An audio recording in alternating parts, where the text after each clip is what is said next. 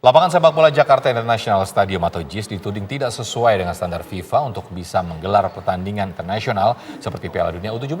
Benarkah demikian? Bagaimana desain awal dari stadion ini? Apa saja hal yang tidak sesuai dengan aturan FIFA? Untuk membahasnya telah bergabung Ketua Komisi 10 DPR yang membawahi bidang olahraga, Pak Syaiful Huda, kemudian juga hadir pula pakar tata kota yang juga merupakan anggota tim ahli bangunan Gedung DKI Jakarta, Pak Yayat Supriyatna. Pak Syaiful, Pak Yayat, selamat sore. Ya, selamat sore, Mbak Gita, Pak Sofyan. Ya. Saya pertama ke Pak Syaiful terlebih dahulu mewakili DPR RI. Pak, ini PSSI menyatakan ada beberapa hal di JIS yang ini tidak sesuai dengan standar FIFA. Dari Komisi 10 atau dari pihak DPR sendiri bisa mengungkapkan apa saja sebenarnya hal-hal yang dianggap tidak sesuai standar FIFA itu, Pak? Ya, sebenarnya secara kewenangan kita serahkan kepada FIFA apakah JIS memenuhi standar atau tidak. Nah, kalau merujuk dari kronologis ya persiapan waktu pelaksanaan World Cup U20 kurang lebih di akhir tahun 2022 memang ada penilaian dari FIFA yang menyatakan bahwa JIS belum layak untuk dipakai dalam kompetisi World Cup U20 waktu itu gitu. Nah, apakah dokumen itu masih akan dipakai lagi oleh FIFA? Saya kira posisi PSSI yang harus menjelaskan. Dan saya setuju PSSI tidak perlu bikin opini menyangkut soal ini. PSSI langsung saja memastikan kepada FIFA karena penyelenggaraan World Cup U17 kan kewenangan ada di FIFA dan standar stadion yang boleh dan tidak kan juga FIFA. Sesederhana itu sebenarnya masalahnya. Ya. Nah, karena itu saya setuju mendorong pada PSSI secepatnya untuk memastikan kepada FIFA apakah JIS layak atau tidak. Kalau dianggap tidak layak secara teknis misalnya yang disampaikan selama ini, ya sudah cari stadion yang lain kan banyak juga. Oke, kalau Pak Yayat. Dan kemudian yang kedua. Ya, silakan lanjut lagi yang kedua Pak Syaiful. Yang kedua, posisinya saya kira sudah tidak relevan lagi ini masuk ranah politis atau tidak karena pejabat gubernurnya kan juga sudah berbeda, tidak lagi Pak Anies, sekarang sudah Pak Heru.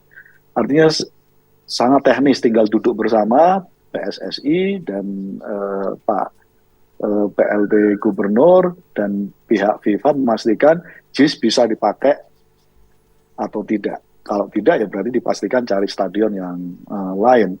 Karena Indonesia dapat pengalihan dari Peru kan faktornya Peru tidak siap secara infrastruktur. Ketika FIFA memutuskan ini diberikan kepada Indonesia kan semestinya FIFA sudah menganggap Indonesia layak secara infrastruktur stadion di Indonesia untuk menyelenggarakan U17. Baik. Pak Syaiful.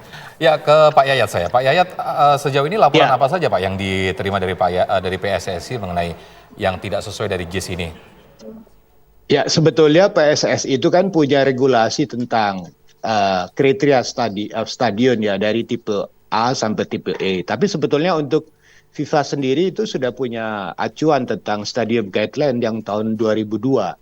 Jadi otomatis memang ada hal-hal. Tapi kalau melihat kepada desain awal, kami waktu itu sebagai tim ahli bangunan gedung DKI itu melakukan peninjauan tentang kelayakan dari aspek teknisnya. Memang harus diakui sejak awal sebetulnya dari rancangan desainnya, dari tor yang dibuat pada waktu awal sayembara ini dibuka, itu sudah harus memenuhi standar FIFA. Jadi artinya untuk apa membuat stadion besar tahu-tahu tidak memenuhi standar FIFA? Otomatis sebetulnya bagi tim arsitekturnya, karena kebetulan saya mengenal dekat tim arsitekturnya, semua apa yang diminta itu sudah diakomodir dalam konteks teknisnya. Tapi memang ada catatan-catatan sedikit yang harus menjadi catatan. Misalnya tadi aksesnya, memang saat ini ada dua akses pintu ya, pintu timur dan pintu arah barat. Tapi yang menjadi persoalan memang adalah masalah pintu timurnya. Pintu timur ini belum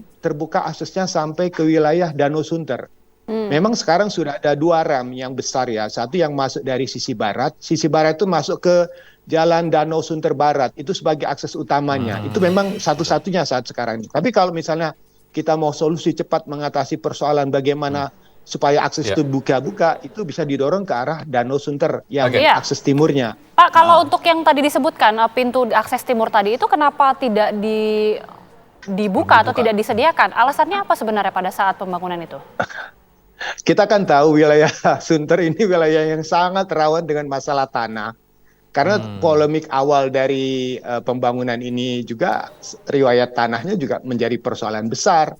Jadi kan inisiatif dari Pak Sutioso dulu, kemudian Pak Foke, Pak Jokowi, Pak Ahok, ini semuanya kan persoalan kendala terbesar adalah pada persoalan pengadaan tanahnya. Jadi ada areal tanah yang bisa, dan kita tahu akses ke wilayah timur itu yang tembus ke Sunter, Danau Sunter itu agak berat.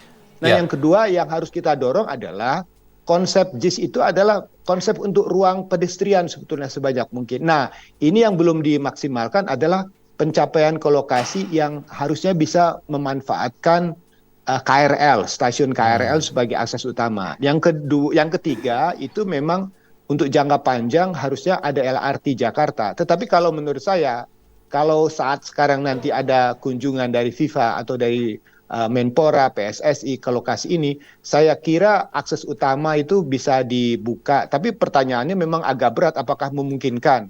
Karena melihat lingkungan di sini, dia lingkungannya tidak sebesar di GBK ya. Ya, artinya Pak Yayat, artinya Pak Yayat, ketika akses pintu yang belum bisa dibuka nanti diperbaiki akhirnya bisa dibuka, artinya ini sudah bisa satu permasalahan sudah bisa selesai dong Pak. Artinya untuk menuju standar FIFA itu sudah mendekati begitu Pak ya?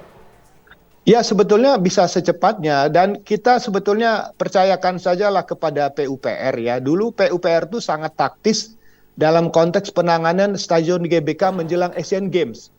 Itu dalam hitungan bulan mereka bisa melakukan satu langkah bagaimana menata stasiun GBK, kemudian membuat dia menjadi stadion yang memang layak untuk event internasional yang lebih besar lagi. Nah, sekarang pertanyaannya, tinggal bagaimana nih pertemuan antara pejabat gubernur, kemudian PSSI, Menpora, kemudian dukung DPR lah. Mudah-mudahan akses pendanaannya juga mudah untuk mempercepat event besar seperti ini. Ya, yang menjadi pertanyaan adalah ketika ada kekurangan-kekurangan tersebut, apakah memang ditunggu dibenahi dulu baru kemudian bisa dipakai, atau sebenarnya harus mengganti stadion saja? Ini mungkin nanti bisa dijawab oleh Pak Saiful juga, tapi kami jeda dulu, kami kembali saat lagi.